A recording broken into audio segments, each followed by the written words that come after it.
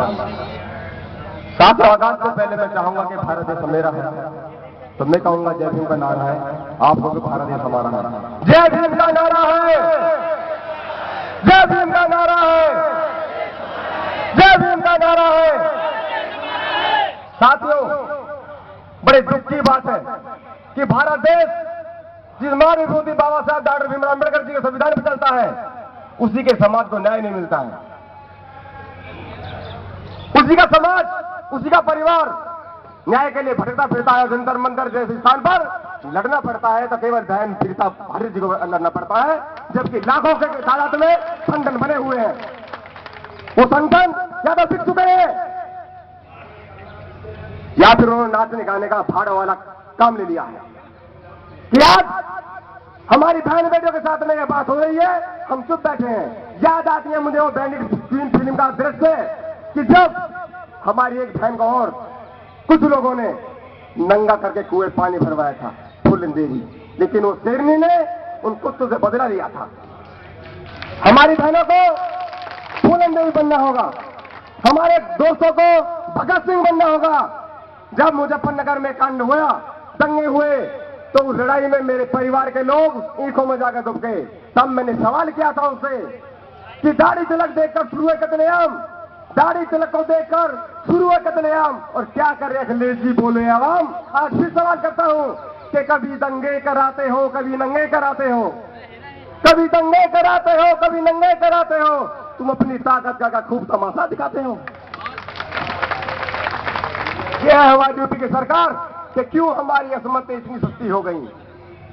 सोचो जरा इस बात को मेरे साथियों कि क्यों हमारी असमतें इतनी सस्ती हो गई। जिसका जी चाहा लूट कर मुस्कुरा के चल दिया, और शर्म की चादर के नीचे डर का बिछौना ओढ़कर, शर्म की चादर के नीचे डर का बिछौना ओढ़कर हमने ही दुश्मन को अपने इतना सारा बल दिया। साथियों, एक बात कहना चाहूंगा, तालियों का विषय नहीं है, मंथन का विषय है।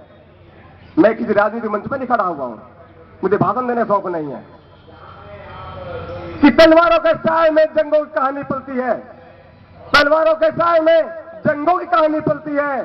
चल देता है इतिहास उधर जिस ओर जवानी चलती है। मेरे युवाओं, आप बाहर निकलो, वरना हमारी बहन बेटियों के साथ इतना ही नहीं कुछ और भी होगा। हमें वो रोकना है।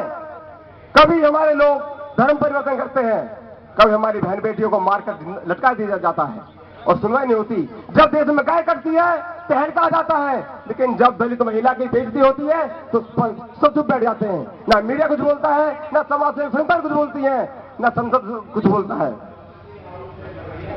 हमें उसकी वजह एक है, उसकी वजह यह है कि हम लोग ना तो इकट्ठा मर सकते हैं न डर सकते हैं। तब मैं कहता हूं कि कत्ल करने से डरते हो, कत्ल होने डरते हो। एक दिन तो क्रांति करनी पड़ेगी दोस्तों कि कत्ल करने से डरते हो, कत्ल होने डरते हो। तुम्हारा जीना क्या जीना जो जिंदगानी डरते हो।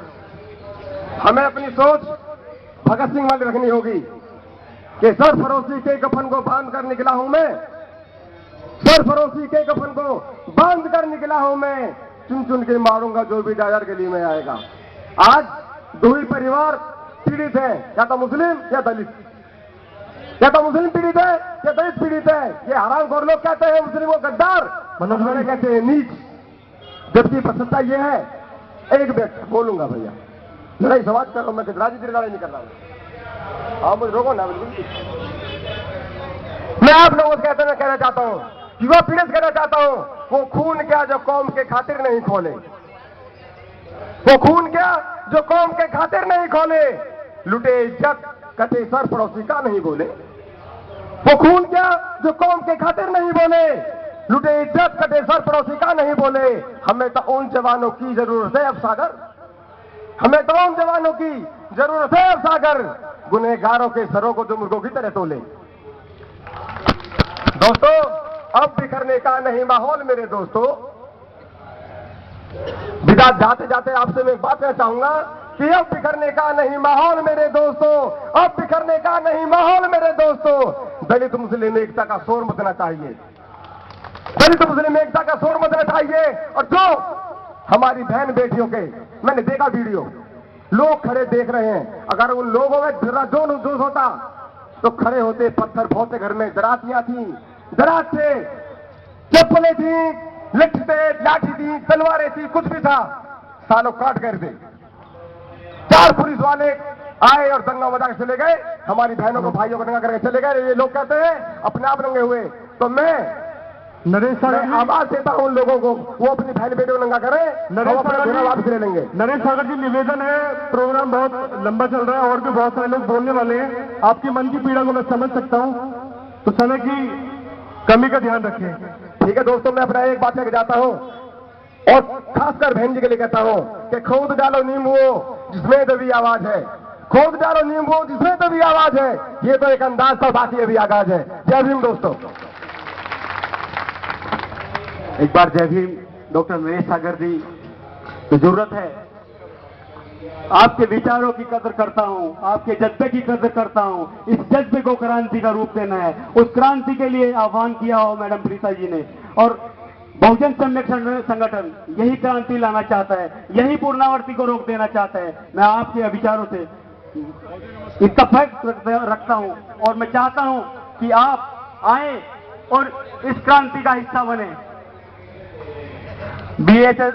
बीएचईएल हरिद्वार से भी एक हमारी टीम आई है, सतीश कुमार जी, विनोद कुमार जी और मगी राम सिंह, रोशन लाल। चमक रहा है।